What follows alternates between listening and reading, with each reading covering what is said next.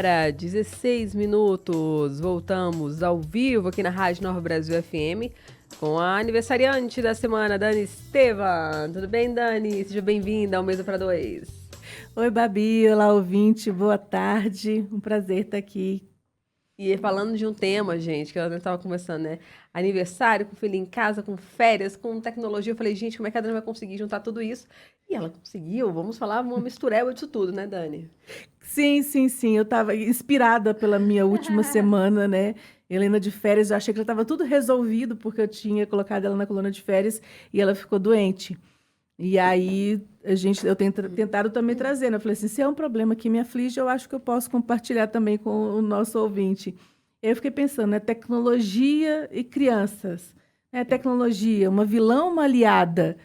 Como é que é esse negócio todo? Eu falei assim, acho que eu vou trazer um cenário ali pra gente conversar um pouquinho, deixar umas dicas para o nosso ouvinte. Adorei, adorei. Ainda mais eu, com mãe de um agora, quase 2 anos, chegando o outro. Então, e aí é isso, né? Eu estava refletindo um pouquinho, porque alguém me trouxe sobre, né, a legislação, o que está sendo feito, né, a proposta agora de Nova York. E aí eu fui ver um pouquinho, é isso, né, Proposta de gente? Nova York? Conte mais. Não, porque a prefeita de Nova York levou agora, né? Tá colocando uma nova legislação para poder reduzir mais e limitar esses acessos de crianças. E Que assim, na legal. verdade, não é uma questão só de Nova York, tem vários países no mundo inteiro, como Europa, União Europeia, França, Austrália, Alemanha, o próprio Brasil, a própria LGPD e o Código também de Defesa do Consumidor, tem algumas questões ali que já falam um pouquinho sobre isso, né? Propaganda, consumo. Mas a gente vê que tem aumentado muito, né, essa questão de saúde mental para crianças e jovens. Então, depressão, ansiedade, quando a gente fala dos perigos da internet no que diz respeito ao assédio, né, esses desafios perigosos para as crianças e adolescentes no intuito de instigar, né, que elas ou se mutilem ou cometam contra outras pessoas. Então, tem se discutido muito sobre essas questões. Tenta-se fazer algumas pesquisas, traz alguma relação de causa e efeito da internet e das redes sociais com esse perfil comportamental e de saúde mental, mas não tem nada fechado. E aí, com relação também a essas legislações, tem muito questionamento, tipo assim, é efetivo, não é efetivo? Eu criei uma legislação, mas eu vou conseguir regular? Até que ponto algumas dessas legislações que já existem, elas limitam, por exemplo, o horário, né? Por exemplo, de 10 horas até 6 horas da manhã, as crianças não podem, né? Tem que fechar ali o acesso, limitar acesso a jogos online, a questão de jogos de azar, como é que isso é oferecido Nossa. para as crianças, tem que ter autorização dos pais. Então, vários países têm algumas questões com essas legislações. No Brasil tem um projeto de lei, inclusive, que traz referências do próprio ECA, né, que é o Estatuto da Criança e do Adolescente. Mas é isso, assim, que eu pensei e percebi em relação a isso? A questão mesmo de acesso. 18 anos. Tenho 18. Clica. Clica e pronto. Né? Então, ainda mais essas crianças estão cada vez mais espertas. E aí eu falei assim, lógico que é importante a gente ter o Estado e os governos olhando para isso e trazendo, né, limitações e legislações, mas isso passa muito pela esfera das famílias. E é uma questão, né, quando a gente fala de tecnologia, futuro é uma questão de educação. Perigos a gente sempre teve a vida inteira, né? Seja na rua, seja em questão de uso de drogas, né? Questão de violência. Então, passa muito por esse processo educacional com os nossos filhos, né? De limites, de restrição. Só que é algo que eu acho que ele traz ali meio que numa coisa que a gente não acessa, né? Porque ele não é tangível quando a gente fala de internet e a gente meio que perde um pouquinho o controle. Então, foi por isso, pensando assim, como é que a gente pode pensar em estruturas de suporte para esses pais? Né? O que é que eu tenho feito? O que é que eu vejo algumas pessoas fazendo? Então, eu começo uma dica aqui dos aplicativos mesmo, esses aplicativos de controle parental. A própria Google, ele tem ali o Family Link, que você instala. Eu lembro que a Helena, quando ela estava usando, começou a usar o tablet, e aí a gente instalou. Então, ele faz um controle que você, se tentar abrir uma expansão de um jogo para comprar alguma coisa, se tentar entrar em algum outro link, ele já bloqueia e pede uma senha. Ela não consegue entrar. Né? E aí eu estou falando de uma criança bem pequenininha, gente. A gente colocou, ela tinha uns 2, 3 aninhos, que eram joguinhos que a gente tinha instalado. E aí tem outros aplicativos, eu estou dando exemplo de 2, que um é o Panda e o outro é da própria Norton, que eles também vão fazer esses controles. Limite de uso, o Panda ele tem a rastreabilidade do aparelho, tem um botão de pânico, tem relatórios de uso dos sites, quais são os sites, o tempo de uso. Então, isso ajuda a trazer um pouquinho mais de dado e informação para uma tomada de decisão, até mesmo quando a gente está falando de adolescente, como é que eu discuto e mostro para eles, né? Para eles também começarem a ser responsáveis nesse processo. E aí, eu gosto muito desses aplicativos. E partindo para as atividades, eu pensei assim, como é que a gente faz e como é que eu estou fazendo também, fiz um pouquinho com a Helena, né? Então, assim, intercalando o digital com o analógico, a tela com alguma coisa diferente. Eu vou levar para o cinema, né? O cinema está ali, a gente nem olha muito isso como tela. Estou assistindo um filme, né, nas plataformas de streaming. Assistiu o filme? Vamos propor uma atividade, né? Fui lá assistir divertidamente, vamos fazer um desenho, vamos pegar as roupas que você tem e transformar ali, fazer qual que foi a emoção que você mais se identificou, pega o que você tem de roupa, vamos criar uma fantasia, vamos desenvolver uma peça de teatro, ou o contrário, né? Os passeios, a gente tem aí a Isa com as dicas todas dos roteiros, você dando as dicas, eu vi essa última que você colocou, dando dicas de lugares legais e coisas legais para fazer, fiz um passeio legal. Como é que eu pego essa experiência e mostro, inclusive, assim, eu já tive uma experiência analógica, como é que eu preciso dessa experiência analógica para uma experiência digital? E aí, como é que eu faço um filmezinho, né? Vou filmar você, assim, conta uma história de como foi seu passeio. Ai, gente, eu sou aqui a devota com meu filho ainda não, que ele é pequenininho, tem 1 ano e 9 meses, a gente...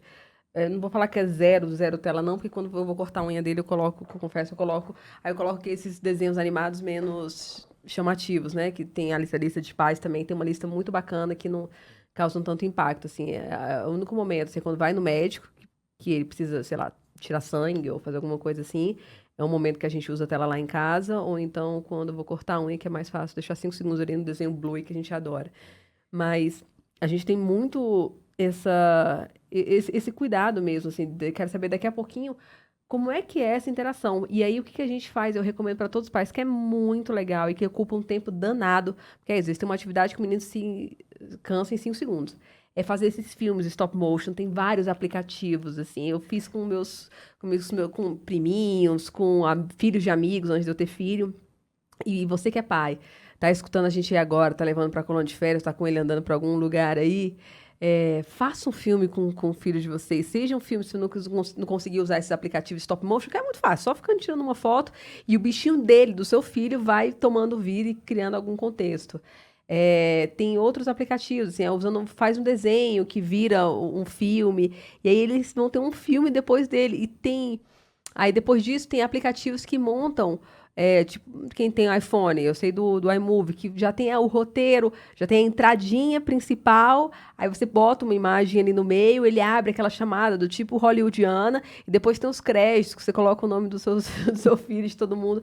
É muito legal, é muito divertido, assim. Fazer filmes, eu sou apaixonada. A Dani deu a dica aí, e tem vários aplicativos que ajudam os pais que não são filmmakers a fazerem o próprio filme de forma fácil. E é isso. Então, eu mostro como que eu pego essa experiência, né? O stop motion também é um que eu trouxe, porque eu gosto muito.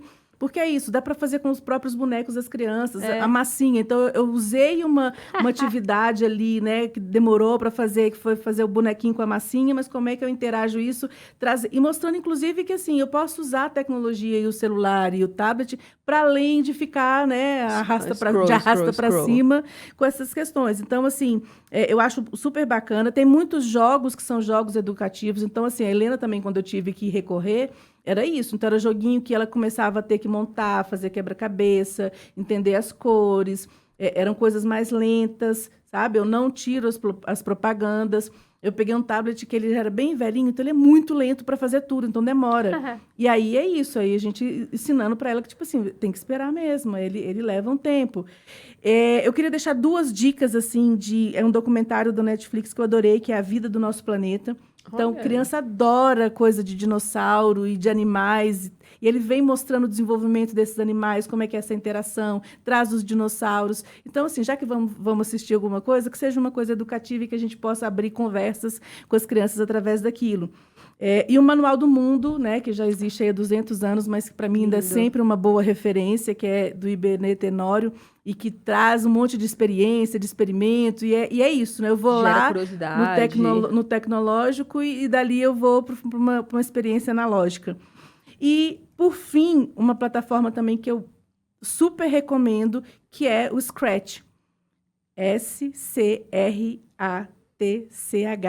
que é de programação para crianças. Ó, E aí, nessa plataforma, ela é bem intuitiva, então aí vale até como experiência para pais e mães que talvez também se interessem por programação e queiram, né, aprender um pouquinho. Então, você pode fazer animação do próprio nome, você pode criar joguinhos, e aí tudo com o mecanismo de arrastar, grava a voz, então você pode fazer exatamente isso, né? Eu criei uma historinha, criança narrando essa historinha, e depois vira um filmezinho. E é uma plataforma que já está aí há muito tempo, era gratuita, então eu acho super bacana exatamente isso também.